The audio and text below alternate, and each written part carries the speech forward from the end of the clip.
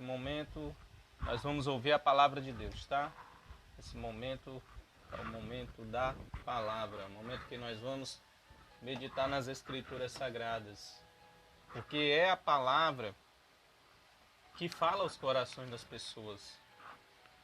E muitas vezes as pessoas, no seu estado de angústia, de problemas em que a vida e o pecado proporcionam, né? Manda, traz, atrai. As pessoas precisam da palavra exatamente nesse momento.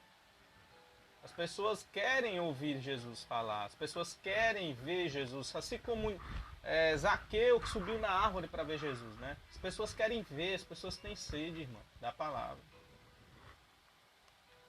As pessoas querem, as pessoas realmente que precisam, os pecadores, eles querem ouvir a palavra.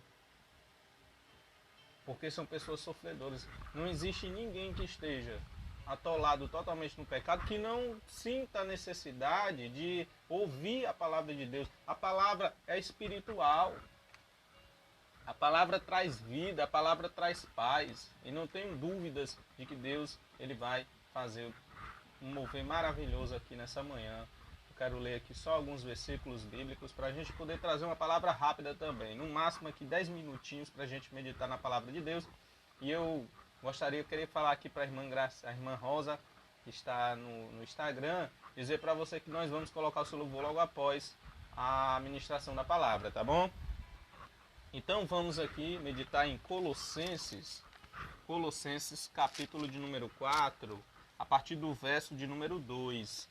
A palavra do Senhor diz o seguinte: perseverai em oração, velando nela com ações de graça. Orando também juntamente por nós, para que Deus nos abra a porta da palavra, a fim de falarmos do mistério de Cristo, pelo qual estou também preso, para que o manifeste como me convém falar. Andai com sabedoria para com os que estão de fora, remindo o tempo. A vossa palavra seja sempre agradável, temperada com sal, para que saibais como vos convém responder a cada um. Louvado seja o nome do Senhor Jesus. Então, irmãos, a palavra do Senhor, essa leitura bíblica aqui de Colossenses, capítulo de número 4, a partir do verso de número 2, já começa dizendo: perseverar em oração. Perseverar em oração. Perseverar significa insistir. Perseverar significa continuar. Perseverar significa ser resiliente, né? Diante das adversidades, dos problemas, da dificuldade. É você continuar batendo, pedindo, né? Como diz o versículo bíblico lá de Mateus capítulo 7, a partir do verso 7. A palavra do Senhor diz o seguinte: batei e abre-se-vos-á, pedi e dá-se-vos-á, buscai e achareis, porque todo aquele que pede, recebe, todo aquele que busca, encontra, todo aquele que a porta bate na porta, a porta se abre. E o Senhor continua dizendo: qual de vós, sendo maus, quando os vossos filhos pedem alguma coisa, vocês lhe dão coisas ruins? Se por acaso os vossos filhos lhe pedirem pão, vocês não dão serpente. Vocês não dão pedra. Se pedir peixe, vocês não dão serpente. E Jesus ele diz assim: ora, se vocês que são maus sabeis dar boas dádivas aos vossos filhos, quanto mais o vosso Pai Celestial vos dará àqueles que pedirem. Então, meus queridos, o Pai está querendo dar, está querendo abençoar. O Pai está querendo sustentar, abençoar, te dar a graça suficiente para você enfrentar o problema e vencer, passar pela luta, pelas adversidades que a vida proporciona. Deus está constantemente do nosso lado. Mas Deus ele quer que a gente bata, a gente peça, a gente esteja pedindo, perseverando, assim como aquela viúva pobre que ia constantemente ao juiz iníquo pedir para que ele resolvesse sua causa, para que ele resolvesse seu problema. Né? Ela chegava ali e era direto, incomodando aquele juiz iníquo, dizendo: resolve a minha causa. E a Bíblia diz que aquele juiz iníquo não temia a Deus, não temia a ninguém, não dava satisfação a ninguém. Ele disse: essa mulher está me importunando demais, eu vou logo resolver o problema dela para que ela possa logo ir embora. e resolver o problema dela. Sabe o que significa isso? Perseverança, é perseverar. Precisamos perseverar em oração. A oração, ela é a única forma de comunicação com Deus. Vou repetir. A oração é a única forma de comunicação com Deus. Como é que você vai se relacionar com uma pessoa sem se comunicar? Até mesmo se comunicamos, pessoas mudas, né? Se comunicam através da linguagem de sinais, as libras. Mas precisa de comunicação, irmão. E a forma como nós nos comunicamos com Deus é por meio da oração, buscando ao Senhor em oração. É a maneira como nós mantemos esse relacionamento com o Criador. O relacionamento de Criador-criatura. Ele se estabelece por meio da oração. Nós precisamos orar, precisamos dobrar os nossos joelhos, precisamos, quando nós estivermos só, nós falarmos alguma coisa. Deus, me ajuda nisso, me ajuda naquilo, me dá graça, me torna uma pessoa melhor. Aí nós precisamos estar constantemente em oração. E o versículo 2 do capítulo 4 de Colossenses diz: perseverar em oração. Mas não só perseverar em oração. A Bíblia diz o seguinte, a continuação do versículo: velando nela com ações de graça. Velando nela, seja nas orações, com ações de graça. Ações de graça, irmãos, são atitudes de gratidão diante de uma bênção que recebeu. Isso é ação de graça. Vou repetir bem devagar para que você possa aprender o que significa ação de graça. Você talvez já tenha ouvido bastante na igreja católica. Eu estou falando assim porque eu falo também a pessoas que são católicas, tá? Então você pode ter ouvido muito também na igreja católica e igreja evangélica as pessoas falarem ação de graças. O que significa ação de graça? Ação de graça significa atitude de gratidão diante de uma vitória recebida, de uma graça, de uma bênção recebida. São atitudes de gratidão. Então o versículo diz, olha, não só persevere em oração, mas vele também, juntamente com a oração, em ações de graças. Em ações, em atitudes de gratidão diante da bênção que nós recebemos. Que bênção foi essa que nós recebemos, meus queridos? Nós recebemos a salvação dos nossos pecados. Nós recebemos a redenção dos nossos pecados. Os nossos pecados foram retirados em Cristo Jesus. Jesus levou todos os nossos pecados, nos deu vida eterna, nos dá paz, nos leva para o céu. Então Jesus, ele é o motivo da nossa gratidão. E nós precisamos orar, mas também manter uma vida de ação de graça, atitude de gratidão diante de uma vitória recebida. O versículo continua dizendo, olha, orando também juntamente por nós. Paulo, ele pede oração por ele, para que ele possa continuar pregando o evangelho de nosso Senhor e Salvador Jesus Cristo. Ore por aquelas pessoas que pregam o evangelho. Ore por aquelas pessoas que falam do amor de Deus, fale de Jesus. Fale das coisas espirituais. A nossa alma se alimenta de coisas espirituais, irmão. A nossa alma se alimenta de coisas espirituais. A nossa alma, se nós não se alimentarmos de coisas espirituais, nossa alma vai procurar outro tipo de alimento. E o alimento que ela procura são os prazeres. Satisfação da alma, satisfação dos prazeres. E aí a gente começa a viver uma vida hedonista. E aí a gente começa a contaminar a nossa alma. Por isso que eu disse no começo dessa palavra que o pecador, ele anseia pela palavra de Deus. Ele anseia pelas palavras de Cristo. Na época que Cristo viveu, que passou pela terra, as pessoas corriam a ele para ouvir uma palavra de bênção. E hoje não é diferente. Por quê? Porque a nossa alma se alimenta das coisas espirituais. E nos leva à espiritualidade, Cristo nos leva à leveza, ao alívio, à paz. A palavra de Deus nos leva a pastos tranquilos. Como diz Salmo 23, né? A palavra do Senhor diz lá no Salmo 23, o Senhor é meu pastor, nada me faltará. Ele me faz repousar em pastos verdejantes. É isso que a palavra de Deus faz na vida de uma pessoa. Então, ore por aquelas pessoas que estão pregando, que estão falando, ministrando a palavra de Deus. Agora, a palavra autêntica, essencial. A palavra é pura, santa e simples. Certo? Não pessoas que estão aí usando da palavra para poder ganhar dinheiro, ou estão usando da palavra para poder fazer confusão, briga, intriga, né? Não, estamos pregando o evangelho para ver Jesus operar na vida das pessoas, entrar na vida das pessoas, redimir seus pecados e levá-las também para o céu. Pregamos a palavra de Deus para ver Deus fazer essas coisas.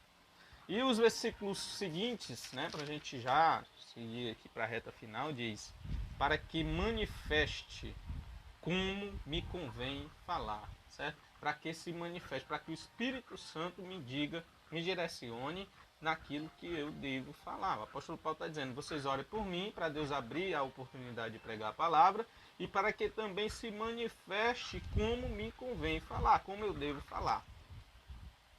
Andai com sabedoria para os que estão de fora. Olha, remindo o tempo. Olha, a palavra do Senhor está dizendo que nós precisamos andar com sabedoria, se relacionar com sabedoria com aquelas pessoas que estão fora. Fora de quê? Fora do Evangelho. Né? Fora do Evangelho, nós precisamos se relacionar bem com essas pessoas. Com sabedoria. O versículo diz: andai com sabedoria para os que estão de fora. Nós precisamos ter sabedoria para pregar o Evangelho, mano. Isso aí é uma coisa óbvia, sabe? Eu tenho meditado bastante nesses dias de pandemia, né, sobre a qualidade da mensagem do Evangelho que é pregada por aí. Né? As pessoas pregam o Evangelho ou por interesse, por ganância, para se dar bem, para ganhar dinheiro, ou pregam o Evangelho, um Evangelho de raiva, um Evangelho de condenação, que as pessoas tudo vão para o inferno se não aceitar Jesus. Se as pessoas não aceitarem Jesus, não vão tudo para o inferno. Não estou dizendo aqui para você, se por acaso as pessoas no final das suas vidas não entregarem suas vidas para Jesus, ou não confiarem em Cristo, é óbvio que vai haver uma condenação. Uma condenação que não vai vir por minha parte, não vai vir de mim. Não sou eu que vou condenar essas pessoas. Quem condena é a própria palavra. Quem condena é o próprio Deus, mas não é agora que Deus está condenando. Deus está amando agora. Então por isso que eu prego o amor. Eu não prego mais condenação. Quando eu subi o púlpito para pregar, não prego mais condenação. O pecador, ele é amado por Deus. O momento que nós vivemos é de amor de Deus por toda a humanidade. Como diz João 3,16, porque Deus amou o mundo de tal maneira que deu seu Filho unigênito para que todo aquele que nele crê não pereça, mas que tenha vida eterna. Então nós precisamos aprender a ter sabedoria para pregar o Evangelho. Precisamos ter sabedoria para poder falar do amor de Cristo. Precisamos ter sabedoria para poder falar do amor do Senhor, sabendo que Deus está querendo receber os pecadores, não está querendo expulsar pecador da igreja. A coisa mais triste do mundo é a gente ficar impedindo a obra de Deus na vida das pessoas. A coisa mais ridícula que possa existir é a gente ficar impedindo Deus de trabalhar na vida das pessoas. Fechando a porta da salvação para a vida das pessoas. Fechando a porta da igreja para as pessoas. Já falei aqui outra vez em outros vídeos e vou falar de novo. Um amigo meu, ele disse que um amigo dele, né, um irmão, estava evangelizando uma pessoa que era travesti, né? Então era homossexual travesti, porque você tem um homossexual que se veste como um homem. Se existe aquele homossexual que se veste como homem. E existe aqueles homossexuais que se vestem como mulher. E ele era desses homossexuais, né, que se vestia como mulher, mas estava com um peso muito grande do pecado sobre seus ombros, né? E queria uma palavra de alívio. Como eu falei para você, o pecador quer ouvir a palavra de Deus. E ele começou a evangelizar esse homossexual e disse: eu vou levar você na minha igreja, uma igreja batista. E ele levou esse homossexual até a igreja batista. E quando o homossexual foi cruzar a porta da igreja para poder entrar na igreja para ouvir a palavra de Deus, a pessoa que estava na porta disse: você não vai entrar aqui. Você não entra aqui. Aqui não é lugar para você. Você não. Aí começou a falar um monte de coisa. Meu amigo, fechou a porta da salvação para aquele rapaz.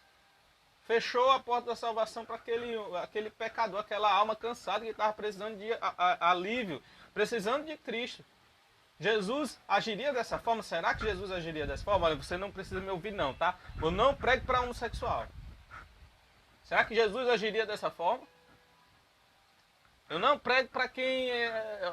Irmão, pelo amor de Deus, isso é a pior coisa que possa existir. A coisa mais triste, é o maior preconceito que possa existir na face da terra. É você agir dessa forma, fechando a porta da salvação para as pessoas, tá? E Jesus, ou melhor dizendo, o apóstolo Paulo, ele está dizendo exatamente isso: andai com sabedoria para os que estão de fora, remindo o tempo. E ele diz mais: a vossa palavra seja sempre agradável, temperada com sal. Não é para poder brigar com o povo não, meu irmão. Eu vejo de pastor brigando com o povo nas redes sociais, brigando com o povo no cima do púlpito. chamando de idiota, de canalha. Isso é ridículo. Eu não concordo com nada que eu vejo por aí, irmão. Evangelho não é para ser pregado dessa forma. O apóstolo Paulo já ensina aqui, ó. Vou mostrar para vocês aqui de novo, ó. A vossa palavra seja sempre agradável, temperada com sal, para que saibais como vos convém responder a cada um. Pronto. Temperada com sal. Aqui não está dizendo que você tem que esculhambar as pessoas, não. Aqui não está dizendo que você tem que mandar o povo para o inferno, não. Aqui não está dizendo que você deve mandar as pessoas catar coquinho, não. Tá? Pregar o evangelho é dizer, olha, filho pródigo, o pai está de braços abertos esperando para que possa te consolar, tirar essa dor do teu peito, tirar essa angústia que o pecado está provocando. O pecado destruiu tua família, te dá uma família abençoada, te dá paz, te dá vida eterna, te levar para o céu, para a glória, te levar para as mansões, te levar para a vida eterna. É isso que o evangelho promete e pretende trazer aos corações de todas as pessoas, tá bom? Então fique com essa palavra, para a glória do nome do Senhor Jesus. Seja, por favor, seja consolado com a palavra, irmão. Você, amigo, você que está ouvindo a palavra de Deus aí, pouco você ouve a palavra, seja consolado com essa palavra. O Senhor está interessado em encher tua alma de alegria, tirar essa dor, essa depressão, essa ansiedade, essa compulsão que está te levando para a morte, compulsão para sexo, compulsão para bebidas alcoólicas, compulsão para droga. Essas coisas estão te levando para o inferno, essas coisas estão te levando para a destruição da tua alma. Eu ia dizer inferno. Misericórdia, né? A gente tem que vigiar até na hora de falar, na hora de dizer, né? Porque a gente, nós que somos evangélicos, nós aprendemos a falar dessa forma. A gente aprende, né, gente que é do círculo evangélico, a trazer essa divisão assim entre nós e as pessoas que estão fora do evangelho. E a gente sempre diz, olha, se você não fizer isso, você vai para o inferno. Isso é uma forma de pregar que não convém, irmão. Sabe por quê? Porque quando nós pregamos dessa forma, nós estamos trazendo as pessoas por medo. Né? As pessoas, não, eu estou vindo para o evangelho porque eu tenho medo de ir para o inferno, de ir para o inferno, de ficar com os demônios, com o diabo. E não, a gente precisa aceitar Jesus por amor. A gente tem que estar no evangelho por amor. Então nós vamos aprender, irmão, pregar esse evangelho limpo, puro, santo. O evangelho que atrai as pessoas pelo amor, o amor de Deus a vidas. Sabe, Jesus atraía as pessoas no seu tempo pelo amor que ele exalava. E as pessoas olhavam para ele, via aquele amor e eram constrangidas pelo amor de Deus na vida de Cristo. E ele acabava aceitando os ensinamentos de Jesus, né? Eles aceitavam ali de bondade. Puxa, eu quero isso aqui para mim. É dessa forma que nós devemos viver, tá bom? Daqui a pouco eu vou fazer uma oração por você e nós vamos agora ouvir o louvor da irmã Rosa Gadelha e logo após, oração pela sua vida.